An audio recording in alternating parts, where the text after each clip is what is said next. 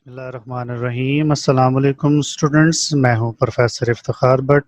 Welcome to learning management system. Students, आज हमने computer science part 1 का लेक्चर नंबर 12 डिस्कस करना है और ये आज का हमारा लेक्चर बहुत ज़्यादा इम्पोर्टेंट है, इसलिए बड़ी तवज्जो के साथ आपने इस लेक्चर के तमाम पॉइंट्स को सुनना है और देखना है। आज का हमारा लेक्चर है कंपोनेंट्स ऑफ नेटवर्क के हवाले से। नेटवर्क आप सब लोग जानते हैं कि जब हम डिफरेंट कंप्यूटर्स को आपस में कनेक्ट कर देते हैं ताकि कंप्यूटर्स आपस में इंफॉर्मेशन और रिसोर्सेज को शेयर करें, तो इसे नेटवर्क या कंप्यूटर नेटवर्क कहा जाता है। अब कंपोनेंट्स का मतलब है नेटवर्क के क्या क्या पार्ट्स होते हैं, क्या क्या उसके लिए मेन हमें कंपोनेंट्स रिक्वायर्ड होते हैं। पर्सनल कंप्यूटर्स में या कंप्यूटर्स तो मेन चीज़ होती ही हैं, लेकिन इसके साथ साथ नेटवर्क बनाने के लिए और कौन कौन से कंपोनेंट्स की ज़रूरत होती है। तो आज के इस टॉपिक में हमने इस चीज़ को डिस्कस करना है। सबसे पहला और मेन कंपोनेंट होता है एनआईसी यानी नेटवर्क इंटरफेस कार्ड, जिसको आप लैन कार्ड भी कहते हैं, जिसको आप नेटवर्क कार्ड भी कह सकते हैं। ये आप देख सकते हैं कि एक सर्किट बोर्ड है, यानी प्रिंटेड सर्किट बोर्ड है जिसपे डिफरेंट इलेक्ट्रिकल कंपोनेंट्स मौजूद होते हैं और इसको हम कंप्यूटर में मेन बोर्ड या मदर बोर्ड या सिस्टम बोर्ड के ऊपर उसकी इंटरनल स्लॉट के ऊपर फिक्स कर देते हैं। आमतौर पे जब हमने नेटवर्क वायर की शक्ल में कनेक्ट करके बनाना हो, यानी वायर्स को यूज़ करते हुए कंप्यूटर्स को आपस में कनेक्ट करना हो, तो फिर नेटवर्क इंटरफेस कार्ड को यूज़ किया जाता है। और यानी यूँ समझ लें कि नेटवर्क बनाने के लिए, और आमतौर पे वायर्ड नेटवर्क ही होता है, वो बनाने के लिए नेटवर्क इंटरफेस कार्ड का कंप्यूटर में होना ज़रूरी है। और जैसे मैं आपको पहले बता चुका हूँ कि इसको हम मदर बोर्ड या मेन बोर्ड के इंटरनल एक्सपेंशन स्लॉट के ऊपर फिक्स कर देते हैं। कुछ कंप्यूटर्स में मदरबोर्ड के अंदर ये पहले से ही मौजूद होता है, तो हमें अलहदा से इसको लगाने की ज़रूरत नहीं पड़ती। तो इसका मतलब ये हुआ कि जब एक कंप्यूटर को दूसरे कंप्यूटर से कनेक्ट करना है थ्रू वायर, तो फिर उन कंप्यूटर्स के अंदर एनआईसी का लगा हुआ होना ज़रूरी है। उसके बगैर कंप्यूटर्स वायर के थ्रू आपस में लिंक या कनेक्ट नहीं किए जा सकते। ना सिर्फ लोकल नेटवर्क के लिए, बल्कि अगर हमने अपने कंप्यूटर को या डिवाइस को किसी दूसरे नेटवर्क के साथ भी कनेक्ट करना हो, जैसे हम ये चाहते हैं कि हमारा कंप्यूटर इंटरनेट के थ्रू कनेक्ट हो जाए। जैसे आमतौर पर आपने देखा होगा कि घर में मौजूद आपके कंप्यूटर के साथ इंटरनेट यूज़ करना है, तो एक मॉडेम, एक्सटर्नल मॉडेम पड़ा होता है, तो उस मॉडेम की जो केबल होती है वो आप अपने एनआईसी के साथ लगा देते हैं, तब आपका कंप्यूटर इंटरनेट से कनेक्ट किया जाता है। इसके बाद है ब्रिज। नाम से वाज़ेह हो रहा है, जैसे आमतौर पे ब्रिजेस रिवर्स के ऊपर या कैनाल्स के ऊपर बनाए जाते हैं, जिससे दो एंड्स को आपस में ज्वाइन किया जाता है। इस तरह से जब नेटवर्क बनाया जाता है, अगर हमारे पास दो सिमिलर नेटवर्क्स मौजूद हों या एक नेटवर्क के दो डिफरेंट पार्ट्स हों लेकिन वो सिमिलर हों और उनको आपस में कनेक्ट करना हो, तो उसके लिए ब्रिज का इस्तेमाल किया जाता है। जैसे इस डायग्राम में आप देख सकते हैं कि ये एक नेटवर्क ए है और ये नेटवर्क बी है। ये दोनों अलग अलग नेटवर्क्स हैं, लेकिन अगर हम ये चाहते हैं कि इन दोनों नेटवर्क्स को मिला दिया जाए और ये पूरा एक ही नेटवर्क के तौर पे काम करे, तो उसके लिए जो एक डिवाइस यूज़ की जाती है उसको ब्रिज कहा जाता है। ये ब्रिज इन दोनों नेटवर्क्स को आपस में मिला देती है, जिससे ये पूरा एक ही नेटवर्क बन जाता है। लेकिन ये याद रहे कि इन दोनों नेटवर्क्स का सिमिलर होना ज़रूरी, यानी उनमें जो प्रोटोकॉल्स हैं, जो रूल्स हैं, वो सेम यूज़ होते हों, तब आप ब्रिज को यूज़ कर सकते हैं। गेटवे ये भी ब्रिज की तरह ही होता है, जो दो डिफरेंट नेटवर्क्स को आपस में मिलाता है, लेकिन गेटवे जो होता है ये डिसिमिलर नेटवर्क्स को आपस में मिलाता है, यानी ऐसे नेटवर्क जिनमें रूल्स सेम यूज़ ना हो रहे हों। जैसे ये एक नेटवर्क है और दूसरा नेटवर्क ये है। अब यहाँ पे इन दोनों नेटवर्क्स को आपस में लिंक करने के लिए गेटवे का इस्तेमाल किया जाता है।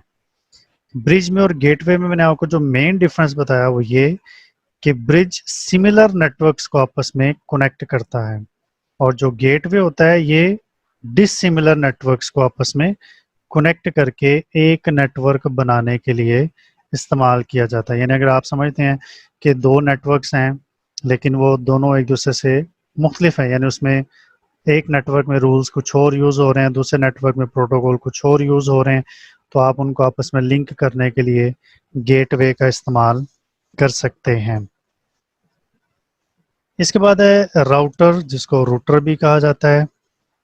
ये भी एक हार्डवेयर और सॉफ्टवेयर टूल है जिसको आप दो डिफरेंट टाइप के नेटवर्क्स को मिलाने के लिए या उनके दरमियान डेटा को राउट करने के लिए इस्तेमाल कर सकते हैं। दो डिफरेंट नेटवर्क से मुराद हम ये लेते हैं कि वो नेटवर्क स्ट्रक्चर वाइज भी एक दूसरे से मुख्तलिफ हैं। जैसे मिसाल के तौर पे ये आपने एक लोकल नेटवर्क बनाया हुआ है और इन सारे कंप्यूटर्स को आपने हब या स्विच की मदद से कनेक्ट करके इस सर्वर के थ्रू एक नेटवर्क इस्टेब्लिश कर दिया। ये आपका लोकल नेटवर्क है। अब आप ये चाहते हैं कि आपका ये लोकल नेटवर्क इंटरनेट के साथ कम्युनिकेट करे या इंटरनेट को यूज़ करते हुए आपने अपने इस नेटवर्क को किसी दूसरे नेटवर्क के साथ लिंक करना है। अब इंटरनेट, जैसे पहले भी हम पढ़ चुके हैं कि वाइड एरिया नेटवर्क है, तो इसका मतलब ये हुआ कि अब ये दो डिफरेंट नेटवर्क बन गए। ये आपका लोकल एरिया नेटवर्क है और ये वाइड एरिया नेटवर्क है। इन दोनों नेटवर्क्स को आपस में मिलाने के लिए जिस डिवाइस को यूज़ किया जाएगा वो कहलाती है राउटर। क्योंकि राउटर जो है उसके उसमें ये क्वालिटी होती है कि वो डिफरेंट कंप्यूटर्स को कनेक्ट करता है, क्योंकि इसमें एक से ज़्यादा कनेक्टर्स को अटैच करने की, एक से ज़्यादा वायर्स अटैच करने की कैपेबिलिटी मौजूद होती है। तो डिफरेंट कंप्यूटर्स इसके साथ कनेक्ट करके हम किसी दूसरे डिफरेंट नेटवर्क के साथ अपने मौजूदा नेटवर्क को कनेक्ट कर सकते हैं। तो तीन तरह की डिवाइसेस हमने डिस्कस की हैं। एक है ब्रिज, जो दो सिमिलर नेटवर्क्स को ज्वाइन करने के लिए इस्तेमाल करते हैं। दूसरी है गेटवे, जो दो डिसिमिलर नेटवर्क्स को आपस में लिंक करती है।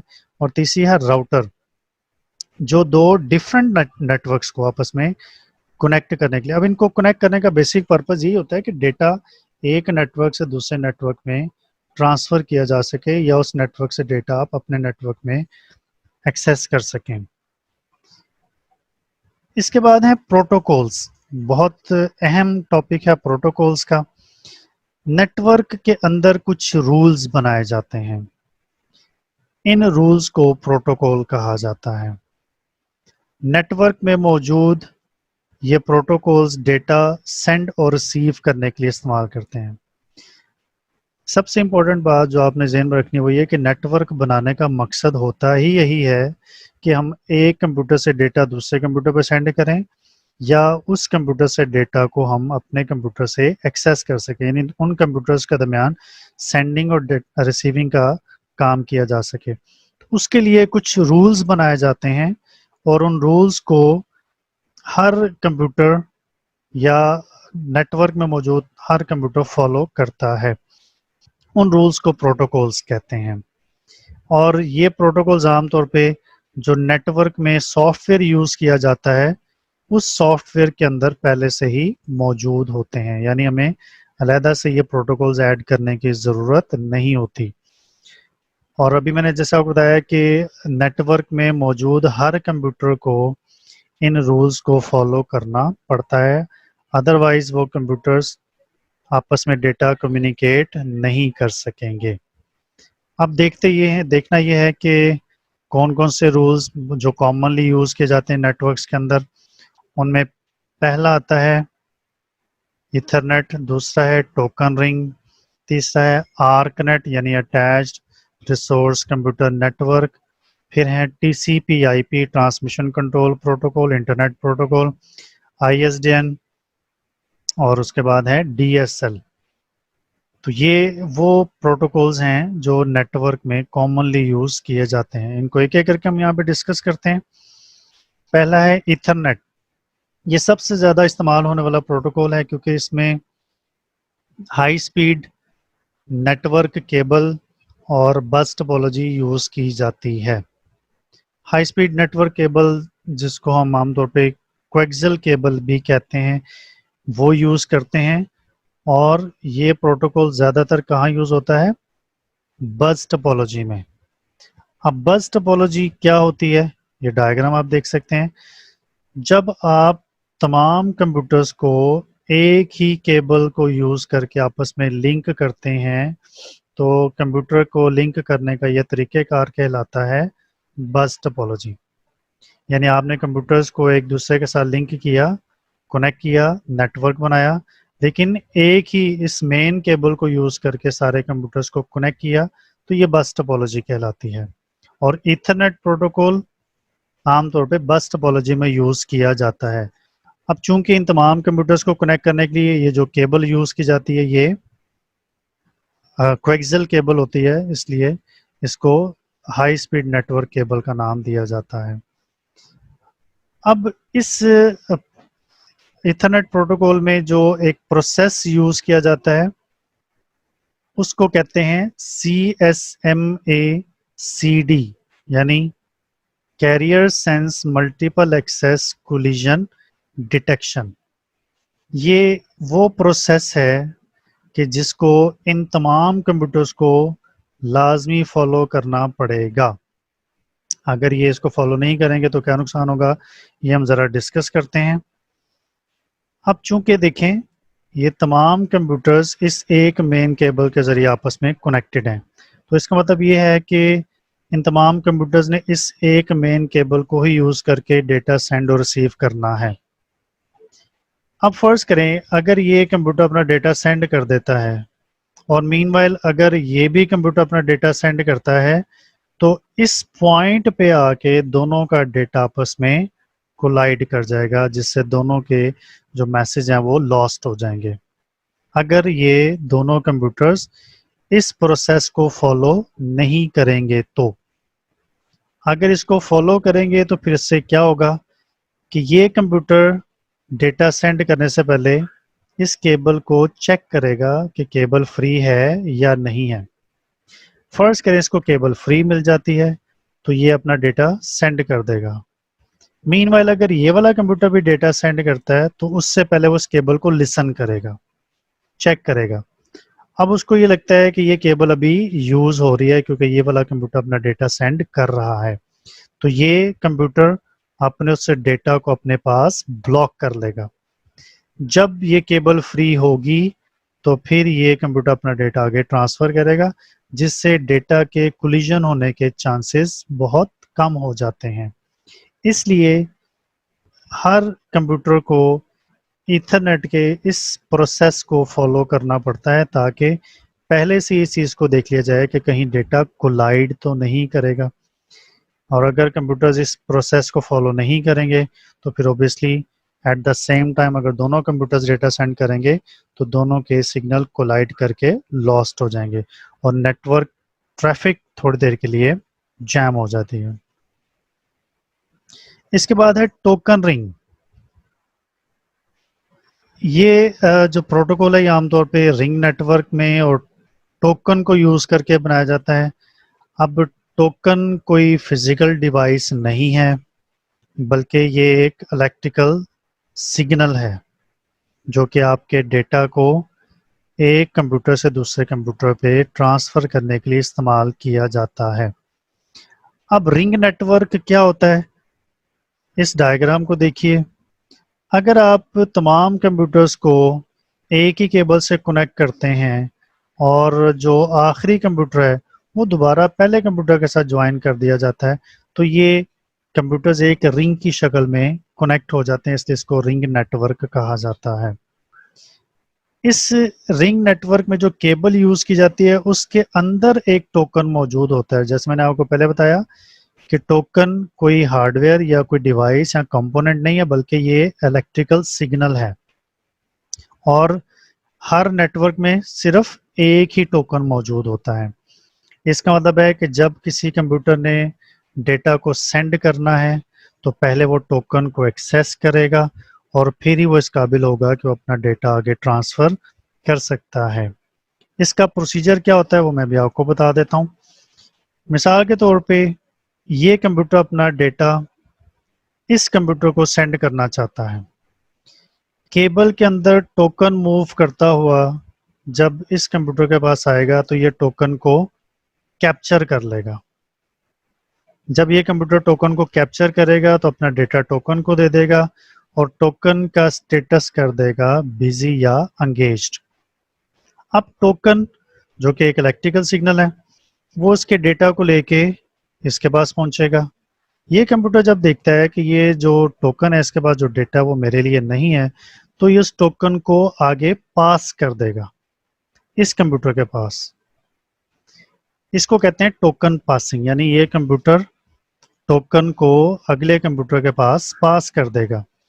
जब टोकन इसके पास आएगा और ये देखता है कि टोकन के पास जो डेटा है वो मेरे लिए भेजा गया है तो ये कंप्यूटर टोकन से डेटा रिसीव कर लेता है और टोकन को एक एक्नॉलेजमेंट सिग्नल भेज देता है इस कंप्यूटर के लिए ताकि इसको पता चल जाए कि डेटा रिसीव हो चुका है। अब टोकन इस कंप्यूटर से होता हुआ यहाँ पे आएगा और ये वापस इस कंप्यूटर को सेंड कर देगा जहाँ से डेटा ट्रांसफर हुआ था। जब इस कंप्यूटर को ये कंफर्म हो जाता है कि डेटा जो मैंने सेंड किया था वो इस कंप्यूटर ने रिसीव कर लिया क्योंकि एक्नॉलेजमेंट सिग्नल भी इसके साथ आया है, तो ये कंप्यूटर टोकन को रिलीज कर देता है। टोकन को रिलीज करने का मतलब है कि अब टोकन फ्री है, अब कोई दूसरा कंप्यूटर चाहे तो अपना डेटा ट्रांसफर कर सकता है। उससे पहले कोई भी कंप्यूटर जब तक टोकन का स्टेटस एंगेज होता है उस वक्त तक डेटा ट्रांसफर नहीं कर सकता, जिसका सबसे बड़ा बेनिफिट ये होता है कि इसमें डेटा कोलिजन नहीं होती, यानी डेटा आपस में टकरा नहीं सकता क्योंकि हर नेटवर्क के अंदर टोकन एक ही अवेलेबल होता है डेटा को सेंड करने के लिए। ये तरीकेकार तो बहुत अच्छा होता है लेकिन इसमें डेटा ट्रांसफर रेट बहुत स्लो होता है क्योंकि आप जब तक टोकन डेटा रिसीव इसको नहीं करवाएगा, वापस आके टोकन को रिलीज नहीं किया जाएगा, उस वक्त तक कोई भी कंप्यूटर डेटा ट्रांसफर नहीं कर सकता, इसलिए ये स्लो डेटा ट्रांसफर कहलाता है। इसके बाद है आर्कनेट। आर्कनेट का मतलब है अटैच्ड रिसोर्स कंप्यूटर नेटवर्क। ये जो प्रोटोकॉल है ये स्टार टोपोलॉजी में इस्तेमाल किया जाता है और इसमें या तो ट्विस्टेड पेयर केबल यूज की जाएगी या कोएक्सियल केबल। अब स्टार टोपोलॉजी कंप्यूटर की ऐसी अरेंजमेंट है कि जिसमें नेटवर्क बनाने के लिए तमाम कंप्यूटर्स को एक सेंट्रल डिवाइस के साथ कनेक्ट किया जाता है। इस डिवाइस को हब या स्विच कहा जाता है और जब ये हब या स्विच की मदद से आपस में कंप्यूटर कनेक्ट होते हैं तो ये नेटवर्क कहलाता है स्टार टोपोलॉजी। इसमें आप वाज़ेह तौर पे देख रहे हैं कि हर कंप्यूटर की अपनी केबल है जो कि इस मेन कंपोनेंट के साथ कनेक्टेड है और इसी केबल को यूज़ करते हुए तमाम कंप्यूटर्स आपस में एक दूसरे के साथ कम्युनिकेट करते हैं। अब ये जो केबल यूज़ की जाती है ये आमतौर पे या तो कोएक्सियल केबल होती है या ट्विस्टेड पेयर केबल होती है, लेकिन ज़्यादातर ट्विस्टेड पेयर केबल को ही यूज़ किया जाता है। शुरू में आर्कनेट प्रोटोकॉल स्लो था लेकिन जब इस नेटवर्क की पॉपुलैरिटी बढ़ी क्योंकि ये इनएक्सपेंसिव था, ज़्यादा रिलायबल था, तो फिर इसकी जो डिमांड थी, पॉपुलैरिटी थी वो बढ़ गई। तो फिर इसकी जो बैंडविड्थ थी, इसकी जो ट्रांसमिशन स्पीड थी उसको बढ़ाकर 100 Mbps तक कर दिया गया, यानी 100 मेगाबिट्स पर सेकंड इसका ट्रांसमिशन रेट कर दिया गया। और ये इस वक्त बहुत ज़्यादा यूज़ किया जा रहा है क्योंकि ज़्यादातर जो नेटवर्क्स बनते हैं वो स्टार टोपोलॉजी के होते हैं। इसके बाद है TCP/IP यानी transmission control protocol, internet protocol. नाम से वाज़ेह हो रहा है इंटरनेट प्रोटोकॉल। इसका मतलब है कि ये इंटरनेट में मौजूद हर कंप्यूटर यूज़ करता है, यानी जो भी कंप्यूटर इंटरनेट पे कनेक्ट होगा वो इस प्रोटोकॉल का इस्तेमाल लाजमी करेगा। अगर वो इस प्रोटोकॉल को यूज़ नहीं करता तो फिर वो इंटरनेट के साथ कनेक्ट नहीं होगा और इंटरनेट कनेक्ट नहीं करेगा तो इंटरनेट की सर्विसेज अवेल नहीं कर सकता। ये प्रोटोकॉल कंप्यूटर्स के दरमियान एक रिलायबल कनेक्शन को इंश्योर करता है, यानी इसका मतलब ये है कि इस चीज़ को इंश्योर करता है कि कंप्यूटर्स के दरमियान जो इंफॉर्मेशन शेयरिंग है वो बिल्कुल सही तरीके से हो सके। ये एक ऐसा मैकेनिज्म डिफाइन करता है कि जिसमें नेटवर्क में, इंटरनेट पे मौजूद हर कंप्यूटर की एक पहचान बनाई जा सके। आपने अक्सर सुना होगा IP address. IP address computer का एक मखसूस एड्रेस होता है जिससे उसकी एक पहचान बनाई जाती है, और उस आईपी एड्रेस की मदद से ही हमें पता चलता है कि किस कंप्यूटर के साथ हमारी कम्युनिकेशन हो रही है। तो टीसीपी आईपी एक ऐसा मैकेनिज्म बनाता है जिससे हर कंप्यूटर की इंटरनेट पे एक पहचान बनाई जाती है, ताकि ये देखा जा सके कि जिस कंप्यूटर से कम्युनिकेशन की जा रही है उसका एड्रेस क्या है। और ये एक ऐसा इंटरफेस प्रोवाइड करता है तमाम कंप्यूटर्स के लिए कि जिसमें तमाम कंप्यूटर्स के आपस में कम्युनिकेशन आसान हो जाती है। अब देखिए, इंटरनेट पे बहुत सारे कंप्यूटर्स कनेक्टेड होते हैं, सुपर कंप्यूटर भी हैं उनमें, मेन फ्रेम भी हैं, हमारे माइक्रो कंप्यूटर्स, पर्सनल कंप्यूटर्स भी होते हैं, लैपटॉप्स भी हैं। तो टीसीपी आईपी एक ऐसा इंटरफेस प्रोवाइड कर देता है कि जिसमें ये तमाम कंप्यूटर्स जो स्ट्रक्चर वाइज भी एक दूसरे से मुख्तलिफ होते हैं वो आपस में बआसानी कम्युनिकेट कर सकते हैं। तो टीसीपी आईपी इस वाले से बहुत इंपॉर्टेंट प्रोटोकॉल होता है कि इंटरनेट पे चूँकि कंप्यूटर्स आपस में कनेक्टेड होते हैं डिफरेंट टाइप्स के, तो उनके दरमियान इंटरफेस प्रोवाइड करना और हर कंप्यूटर की एक अलग से पहचान बनाना, इसलिए इंटरनेट के अंदर इस प्रोटोकॉल का इस्तेमाल ज़रूरी होता है। इसके बाद है ISDN यानी इंटीग्रेटेड सर्विसेज डिजिटल नेटवर्क। ये इंटरनेशनल स्टैंडर्ड है सॉफ्टवेयर का, जो कि आपको ये अलाउ करता है कि आप अगर अपना डेटा, चाहे वो वॉइस फॉर्म में है या वीडियो फॉर्म में है या वो आपका टेक्स्ट डेटा है, वो एक ही वक्त में डिजिटल सिग्नल के तौर पे ट्विस्टेड पेयर टेलीफोन लाइन पे ट्रांसफ़र करना हो, तो आपका ये प्रोटोकॉल आपको ये फैसिलिटी प्रोवाइड करता है। यानी इफ़ यू वांट कि जो डेटा आप ट्रांसफ़र करने जा रहे हैं वो टेक्स्ट है, वीडियो है, वॉइस है, और एट द सेम टाइम आप उनको डिजिटल सिग्नल के तौर पे ट्विस्टेड पेयर टेलीफोन लाइन पे सेंड करना चाहते हैं, तो इस स्टैंडर्ड को यूज़ किया जाता है। ये बेटर क्वालिटी स्टैंडर्ड होता है और स्पीड भी इसकी आम एनालॉग ट्रांसमिशन से ज़्यादा कंसिडर की जाती है। तो याद रहे कि अगर हमने टेक्स्ट, वॉइस और वीडियो को as digital signal twisted pair cable के ऊपर ट्रांसफ़र करना हो तो ISDN स्टैंडर्ड को यूज़ कर सकते हैं। और आखिर में है DSL यानी डिजिटल सब्सक्राइबर लाइन। ये आम टेलीफोन लाइन पे high speed digital transmission provide करता है। आम टेलीफोन लाइन एनालॉग होती हैं और हमारा कंप्यूटर में मौजूद डेटा डिजिटल होता है, तो ज़ाहिर बात है फिर से डिजिटल डेटा को एनालॉग में कन्वर्ट करने के लिए फिर स्पेशल मॉडेम्स की ज़रूरत होती है, और उन स्पेशल मॉडेम्स को यूज़ करके ही आप अपने डेटा को आम टेलीफोन लाइन पे ट्रांसफ़र कर सकते हैं। यानी अगर आप अपने कंप्यूटर से डेटा किसी दूसरे कंप्यूटर पर ट्रांसफ़र करना चाहते हैं, लेकिन आप आम टेलीफोन लाइन को या एग्जिस्टिंग टेलीफोन लाइन को यूज़ करना चाहते हैं, उसके लिए DSL प्रोटोकॉल यूज़ किया जाएगा। लेकिन चूंकि मैंने भी आपको बताया कि कंप्यूटर में आपका डेटा डिजिटल फॉर्म में होता है और आम टेलीफोन लाइन जो होती है वो एनालॉग फॉर्म की होती है, वो एनालॉग सिग्नल को ट्रांसफ़र करती है, तो फिर उसके लिए डेटा को डिजिटल से एनालॉग में और एनालॉग से डिजिटल में कन्वर्ट करने के लिए जिस डिवाइस को यूज़ किया जाता है that is called the modem, और मॉडेम की मदद से ये काम किया जा सकता है। ये पॉपुलर प्रोटोकॉल है ISDN की निस्बत, क्योंकि हम ज़्यादातर डिजिटल केबल्स को यूज़ नहीं कर सकते।